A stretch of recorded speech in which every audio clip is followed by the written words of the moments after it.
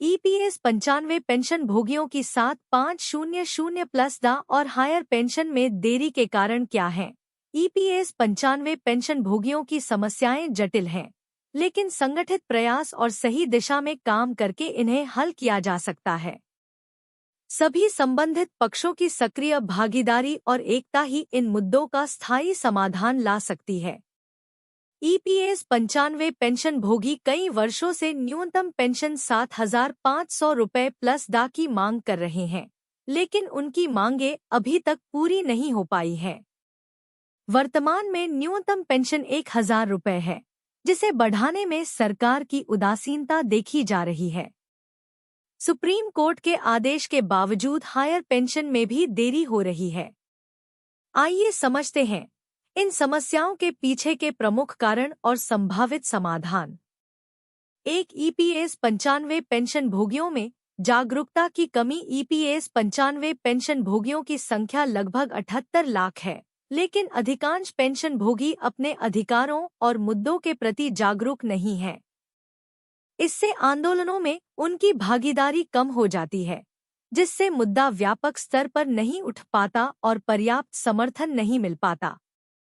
2, यूनियनों के बीच असंगठित स्थिति भी। ईपीएस 95 यूनियनों के बीच समन्वय और एकता की कमी है, जिससे समस्या का समाधान और कठिन हो जाता है। एकजुट होकर काम करने से ही पेंशन भोगियों के अधिकारों की लड़ाई प्रभावी तरीके से लड़ी जा सकती है। 3, कानूनी जानकारी का अभाव। अधिकांश पेंशन भोगियों और उनके संघों के नेतृत्व में कानूनी ज्ञान की कमी है। वे न्यूनतम पेंशन या हायर पेंशन मुद्दों पर ईपीएफओ और अदालत को सही कानूनी तर्क देने में असमर्थ हैं, जिससे उनके मामले कमजोर हो जाते हैं। 4, नकारात्मक धारणाएं और भ्रांतियां। विभिन्न एजेंसियां और सोशल मीडिया चैनल न्यूनतम पेंशन या हायर पेंशन मुद्दों के खिलाफ तर्क दे रहे हैं। इससे पेंशन भोगी और सदस्य भ्रमित हो जाते हैं और सही जानकारी के अभाव में गलत धारणाएं बना लेते हैं। 5, प्रक्रियात्मक देरी। सरकार और ईपीएफओ द्वारा प्रक्रियात्मक देरी भी एक महत्वपूर्ण कारण है। हायर पेंशन पीपीओ या मांग पत्र जारी करने में देरी से पेंशन भोगियों की समस्याएं बढ़ जाती हैं, जिससे उनका जीवन स्तर प्रभावित होता है। 6, राजनीतिक स्तर पर समर्थन की कमी। ईपीएस 95 पेंशन मुद्दों पर राजनीतिक हस्तक्षेप और समर्थन की कमी भी एक बड़ा कारण है। राजनीतिक दलों द्वारा पर्याप्त समर्थन नहीं मिलने से सरकार पर दबाव नहीं बनता कि वे जल्दी और प्रभावी निर्णय ले। 7, आर्थिक चुनौतियां। अधिकांश पेंशन भोगियों के पास आर्थिक संसाधनों की कमी है, जिससे वे अपने अधिकारों के लिए संघर्ष नहीं कर पाते। यह आर्थिक कमजोरी उन्हें अपनी आवाज उठाने से रोकती है और उनके अधिकारों से वंचित रखती है। क्या है समाधान? इन समस्याओं के समाधान के लिए संगठित और सामूहिक प्रयास की आवश्यकता है। पेंशन भोगियों को अपने अधिकारों के प्रति जागरूक करने के लिए व्यापक जागरूकता अभियान चलाए जाने चाहिए। यूनियनों को एकजुट होकर कानूनी लड़ाई लड़ने और सरकार पर दबाव बनाने की जरूरत है। सांसद जी कर रहे मौज। हर साल बढ़ रही पेंशन। ईपीएस 95 पेंशनधारक दाने दाने को मोहताज सांसदों को बढ़िया पेंशन और सुविधाएं मिलती हैं, जबकि ईपीएस 95 पेंशनधारक कम पेंशन पर संघर्ष कर रहे हैं। देश के सांसदों और विधायकों को मिलने वाली उदार पेंशन और सुविधाओं के मुकाबले ईपीएस 95 पेंशनधारकों की हालत बेहद दयनीय है। पेंशन व्यवस्था की इस असमानता पर सवाल उठाना अब जरूरी हो गया है, जहां एक तरफ जनप्रतिनिधियों को बिना न्यूनतम कार्यकाल के जीवन भर की पेंशन मिलती है, वहीं दूसरी ओर लाखों ईपीएस 95 पेंशनधारकों को उनके वर्षों की मेहनत के बदले बहुत कम पेंशन मिलती है। सांसदों की पेंशन बनाम ईपीएस 95 पेंशन, क्या यह न्यायसंगत है? सांसदों को संसद सदस्य वेतन, भत्ता और पेंशन अधिनियम 1954 के तहत हर महीने 25,000 रुपये या उससे अधिक की पेंशन मिलती है। यहाँ तक कि अगर कोई सांसद एक दिन के लिए भी चुना जाता है, तो उसे जीवन भर पेंशन दी जाती है। इसके अलावा यदि कार्यकाल बढ़ता है तो हर साल अतिरिक्त पेंशन भी जुड़ती है। दूसरी ओर ईपीएस 95 पेंशन धारकों को औसतन सिर्फ 1,000 से 3,000 रुपए की पेंशन मिलती है, जो उनके जीवन यापन के लिए पर्याप्त नहीं है।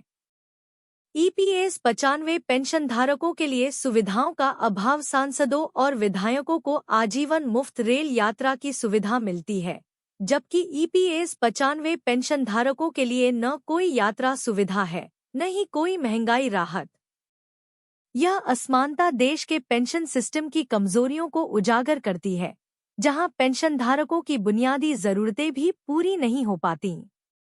दोहरी पेंशन का हक बनाम ईपीएस पेंशन का संघर्ष। सांसद और विधायक न केवल अपनी पेंशन का लाभ उठाते हैं, बल्कि उन्हें दोहरी पेंशन लेने का भी हक है। अगर कोई विधायक सांसद बन जाता है तो उसे दोनों की पेंशन मिलती है। इस तरह के प्रावधानों के बावजूद ईपीएस 95 पेंशनधारक अपनी पेंशन बढ़ाने की मांग कर रहे हैं, ताकि वे अपनी आवश्यकताओं को पूरा कर सकें। यह स्पष्ट रूप से एक असमानता है, जो समाज में आर्थिक विषमताओं को और गहरा कर रही है। पेंशन सिस्टम में सुधार की जरूरत। इस असमानता के चलते यह सवाल उठता है कि क्या हमारा पेंशन सिस्टम वास्तव में न्यायसंगत है? जिन लोगों ने अपने जीवन का बड़ा हिस्सा देश की सेवा में बिताया, उन्हें इतनी कम पेंशन क्यों दी जाती है? जब सांसदों की पेंशन में इतनी उदारता है, तो ईपीएस 95 पेंशनधारकों को क्यों नजरअंदाज किया जा रहा है? यह एक गंभीर मुद्दा है, जिसे सरकार और समाज को समान रूप से संबोधित करना चाहिए। अब समय आ गया है कि पेंशन व्यवस्था में सुधार लाया जाए और ईपीएस 95 पेंशनधारकों के हक की लड़ाई को गंभीरता से लिया जाए। उनकी स्थिति को सुधारने के लिए सरकार को तत्काल कदम उठाने की जरूरत है, ताकि वे भी एक सम्मानजनक और सुरक्षित जीवन जी सकें। पेंशन व्यवस्था में ऐसी असमानता किसी भी विकसित समाज के लिए उचित नहीं हो सकती। ईपीएस 95 पेंशन भोगियों की मांग 7,500 रुपये न्यूनतम पेंशन को लेकर प्रधानमंत्री श्रम मंत्री को भेजी चिट्ठी। ईपीएस 95 पेंशन भोगियों ने न्यूनतम पेंशन को 7,500 रुपये मासिक करने की मांग प्रधानमंत्री और श्रम मंत्री से की है। उन्होंने महंगाई भत्ता और चिकित्सा लाभ जैसी सुविधाओं की भी मांग की, ताकि बुजुर्ग पेंशन भोगी सम्मानपूर्वक जीवनयापन कर सकें। EPS 95 pension. देश भर में ईपीएस 95 एम्प्लॉय पेंशन स्कीम 1995 के तहत पेंशन पाने वाले बुजुर्गों की ओर से न्यूनतम पेंशन को बढ़ाकर 7,500 रुपये करने की मांग फिर से जोर पकड़ रही है। महाराष्ट्र के पुणे से पेंशन भोगियों ने प्रधानमंत्री नरेंद्र मोदी और श्रम मंत्री मनसुख मांडविया को एक चिट्ठी भेजी है, जिसमें न्यूनतम पेंशन में वृद्धि की अपील की गई है। यह चिट्ठी जिला प्रशासन और कर्मचारी भविष्य निधि संगठन ईपीएफओ के अधिकारियों के माध्यम से पीएमओ और श्रम मंत्रालय तक पहुंचाया गया है, ताकि पेंशन भोगियों की आवाज सरकार तक प्रभावी ढंग से पहुंच सके। पेंशन वृद्धि की सिफारिश बता दें। इस पत्र में कहा गया है कि डॉक्टर टीवी सोमनाथन, वित्त सचिव, भारत सरकार की सिफारिश के आधार पर 24 अगस्त 2024 को केंद्रीय कैबिनेट में एकीकृत पेंशन योजना इंटीग्रेटेड पेंशन स्कीम के तहत ईपीएस 95 में न्यूनतम पेंशन बढ़ाने की मंजूरी दी जाए। यह मांग लंबे समय से चली आ रही है, लेकिन अब पेंशन भोगियों की स्थिति को ध्यान में रखते हुए इसे तत्काल लागू करने की आवश्यकता महसूस की जा रही है। न्यूनतम पेंशन वृद्धि की आवश्यकताएं। National action committee EPS 95 pension भोगियों के प्रतिनिधि के रूप में लगातार सरकार से पेंशन में वृद्धि की मांग कर रही है। 8 फरवरी 2022 को डॉक्टर टीवी सोमनाथन के साथ एक द्विपक्षीय बैठक में इस मुद्दे पर विस्तार से चर्चा हुई थी। उस समय चर्चा के दौरान दी गई जानकारी की सराहना की गई थी और पेंशन वृद्धि की दिशा में सकारात्मक संकेत मिले थे। हालांकि आज तक कोई ठोस निर्णय नहीं लिया गया, जिससे लाखों पेंशन भोगी निराश हैं। पेंशन भोगियों का कहना है कि न्यूनतम पेंशन को 7,500 रुपये मासिक तक बढ़ाने की मांग कई वर्षों से चल रही है, लेकिन अब तक इसे लागू नहीं किया गया है। वर्तमान में अधिकांश पेंशन भोगियों को बहुत कम पेंशन मिल रही है, जो उनकी बुनियादी जरूरतों को पूरा करने में भी असमर्थ है। श्रम मंत्री से अपील। ईपीएस 95 राष्ट्रीय आंदोलन समिति ने श्रम मंत्री डॉक्टर मनसुख मांडविया से अपील की है कि वे इस महत्वपूर्ण मुद्दे को प्राथमिकता से हल करें। समिति का कहना है कि पेंशन में 7,500 रुपये मासिक के साथ साथ महंगाई भत्ता, डा और चिकित्सा लाभ जैसी सुविधाओं की भी आवश्यकता है, ताकि पेंशन भोगियों को सम्मानपूर्वक जीवनयापन करने में सहायता मिल सके। प्रधानमंत्री द्वारा 24 अगस्त 2024 को यूनिफाइड पेंशन स्कीम (यूपीएस) की घोषणा के बाद पेंशन भोगियों में उम्मीद जगी है कि सरकार उनकी समस्याओं का समाधान करेगी। ईपीएस 95 पेंशन भोगियों का कहना है कि उन्हें सम्मानपूर्वक जीने के लिए न्यूनतम पेंशन में तत्काल वृद्धि की जरूरत है।